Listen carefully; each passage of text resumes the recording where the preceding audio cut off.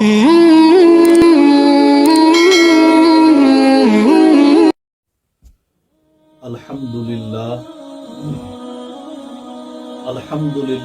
نحمده ونستعینه ونستغفره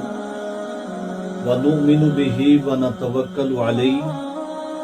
ونعوذ باللہ من شرور انفسنا ومن سیئات اعمالنا من يهده اللہ فلا مضل له ومن يضلله فلا هادی له ونشهد ان لا الہ الا اللہ وحدہ لا شریک له ونشهد ان سیدنا ومولانا محمدا عبده ورسوله قال اللہ تبارک وتعالی فی القرآن المجید والفرقان الحمید اعوذ باللہ من الشیطان الرجیم بسم اللہ الرحمن الرحیم فاما من ثقلت موازینہ فهو فی عیشۃ راضیہ واما من خفت موازینہ فامہ ہاویہ وما ادراک ما ہی صدق اللہ العظیم اللہم صلی علی سیدنا محمد وعلی آل سیدنا محمد واصحاب سیدنا محمد وبارک وسلم علیہم۔ میرے معزز سامعین کرام، اللہ تبارک و تعالی کا احسان یہ ہے کہ اس اللہ پاک نے ہمیں انسان بنایا، اور اس کے ساتھ ساتھ اللہ پاک کا بڑا احسان یہ ہوا کہ ہمیں مسلمان بنا کر امت محمدیہ کے اندر ہمیں پیدا فرمایا۔ معزز سامعین کرام، انسان کا جو دنیا میں آنے کا مقصد ہے، اگر ہم لوگ قرآن کی روح سے دیکھیں، قرآن کے اعتبار سے دیکھیں، تو ہمیں پتہ چلتا ہے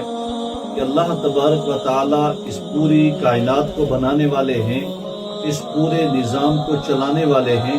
اور اس پوری کائنات کو اللہ نے بغیر بے فائدہ اور بغیر مطلب کے نہیں بنایا۔ اللہ نے ساری کائنات بنائی، اور اللہ نے بے شمار مخلوقات بنائی، اور اس مخلوقات میں سے اللہ تبارک و تعالی نے انسان کو اشرف المخلوقات بنایا۔ اس کا کوئی کام ہے، اور اس کا کام یہ ہے کہ اللہ قرآن میں ہمیں بتا رہے ہیں کہ اللہ تبارک و تعالی نے جب اس انسان کو بنانا چاہا، اللہ تبارک و تعالی نے فرشتے اللہ نے یہ پوچھا کہ وَإِذْ قَالَ رَبُّكَ لِلْمَلَائِكَةِ إِنِّي جَاعِلٌ فِي الْأَرْضِ خلیفہ۔ اللہ تبارک و تعالی فرشتوں سے سوال کر رہے کہ میں دنیا کے اندر اپنا ایک نائب بنانے والا ہوں، اپنا ایک خلیفہ بنانے والا ہوں۔ تو اس کے اوپر فرشتوں نے یہ کہا قَالُوا أَتَجْعَلُ فِيهَا مَن يُفْسِدُ فِيهَا وَيَسْفِكُ الدِّمَاءَ۔ اس سے پتہ چلتا ہے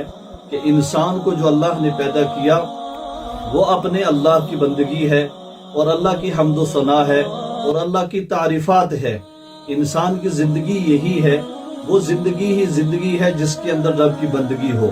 اور جس زندگی کے اندر رب کی بندگی نہ ہو، وہ زندگی اس کے لیے وبال بن سکتی ہے، وہ زندگی اس کے لیے مصیبت بن سکتی ہے۔ دنیا کے اندر بھی اور آخرت کے اندر بھی اللہ کی جہاں ناراضگی ہو، انسان وہ ناشکرہ بن جائے جو اللہ کی دین سے دور ہو، اللہ کے احکام سے دور ہو، رسول پاک صلی اللہ علیہ وسلم کی جو لائی ہوئی مقدس شریعت ہے اس کے انسان اگر اس کی پابند نہیں ہے تو پھر انسان بہت بڑا ناکام ہے۔ یہ قرآن کی آیت سے پتہ چلا کہ اللہ نے جو انسان کو پیدا کیا، دوسری جگہ اللہ سمجھا رہے ہیں وَمَا خَلَقْتُ الْجِنَّ وَالْإِنسَ إِلَّا لِيَعْبُدُونَ۔ میں نے جن اور انسان کو صرف اور صرف اپنی عبادت کے لیے پیدا کیا، اور اس کا دنیا میں آنے کا کوئی مقصد نہیں ہے، نہ اس کا مقصد آ کر سیر کرنا یا عیش و آرام کرنا یا یہ نہیں ہے۔ اللہ نے جو انسان کو پیدا کیا تو اللہ کا بندے سے ایک مطالبہ ہے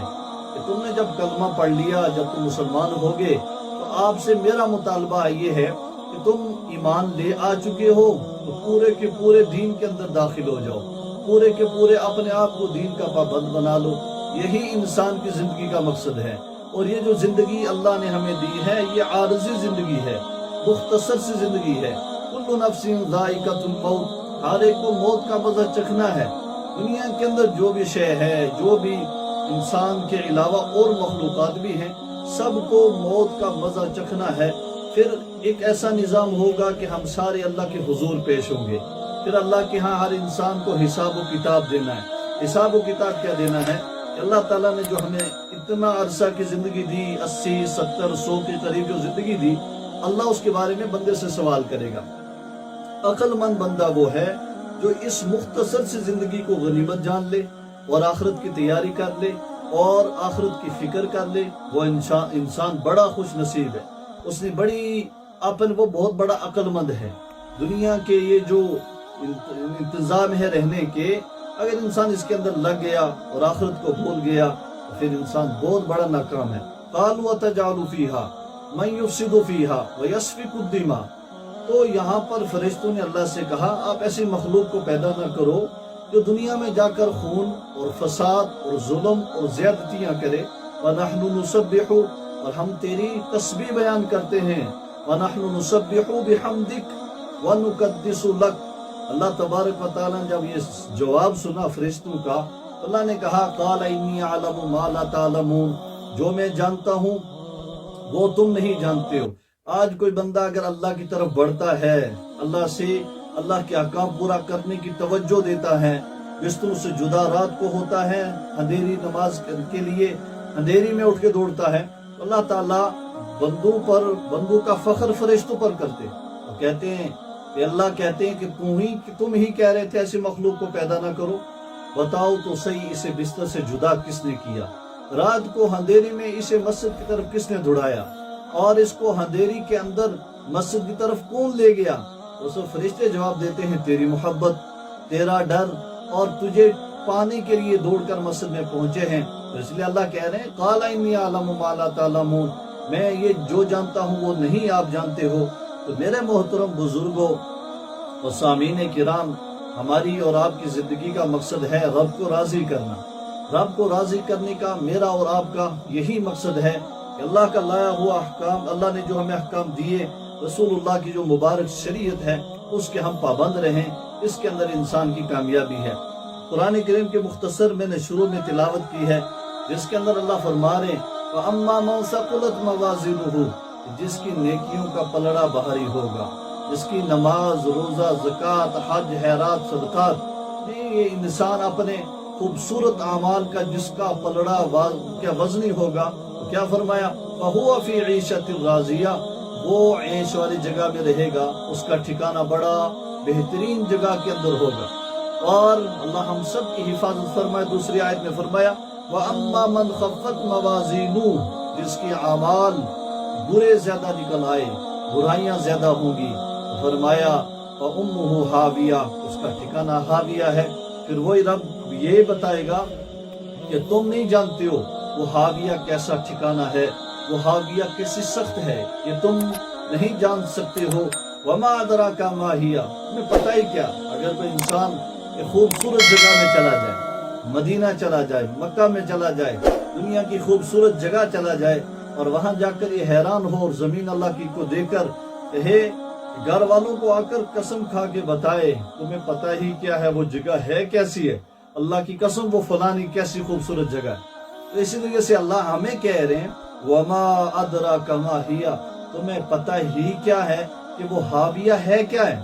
تمہیں اس کا علم ہی کیا ہے وہ حاویہ ہے کیا ہے۔ نار حامیہ،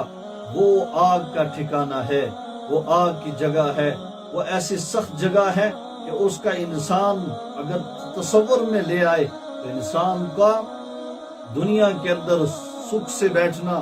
آرام سے نیند کرنا انسان کے لیے مشکل ہو جائے گا۔ اللہ کے رسول صلی اللہ علیہ وسلم نے فرمایا یہ جو جہنم کی آگ ہے، دنیا کی آگ ہے، دنیا کی آگ سے زیادہ 69 درجے زیادہ جہنم کی آگ ہے۔ دنیا کی آگ سے انسان کتنا ڈرتا ہے، ذرا سا ہاتھ جل جائے، رات بھر انسان بڑا پریشان رہتا ہے اور اسے سکون سے نیند نہیں آتی۔ لیکن اللہ کے نبی فرما رہے صلی اللہ علیہ وسلم، کیا فرمایا کہ دنیا کی آگ سے 69 درجہ زیادہ جہنم کی آگ ہے، کتنی سخت ہے۔ تو اس لیے ہم سب کو فکر کرنی چاہیے، اللہ نے ہمیں جو غنیمت موقع دیا، اور جب تک میری اور آپ کی زندگی کے اندر اور میرے اور آپ کی جسم کے اندر روح چل رہی ہے تب تک ہم قیمتی ہیں، لیکن جب ہم دنیا کی نظروں میں میری اور آپ کی روح قبض ہو جاتی ہے تو پھر ہم قیمتی نہیں رہتے، پھر ہماری اہمیت، ہماری ڈاکٹری، ہمارے جو کورس کیے ہوتے ہیں ہمیں لوگ بڑا دنیاوی اعتبار سے تول کے بول رہے تھے، روح نکل گئی تو پھر لوگوں کے نظروں میں ہم ایسے ہو جاتے ہیں. تو کسی کا یہ پہلے رشتے میں کچھ لگ رہا تھا، بھائی تھا، بہن اور شوہر اور میاں تھے، لیکن جب روح قبض ہوئی تو سب نے کہا اصلی تو اس کی روح تھی، اصلی تو اس کی مکین تھی، اب یہ مکان باقی رہ گیا ہے، مکین چلا گیا، مکان باقی رہ گیا ہے. تو لہٰذا میرے محترم بزرگوں کہ سارے کے سارے رٹ لگاتے اس میت کو اٹھاؤ اور اسے قبرستان میں پہنچا دو.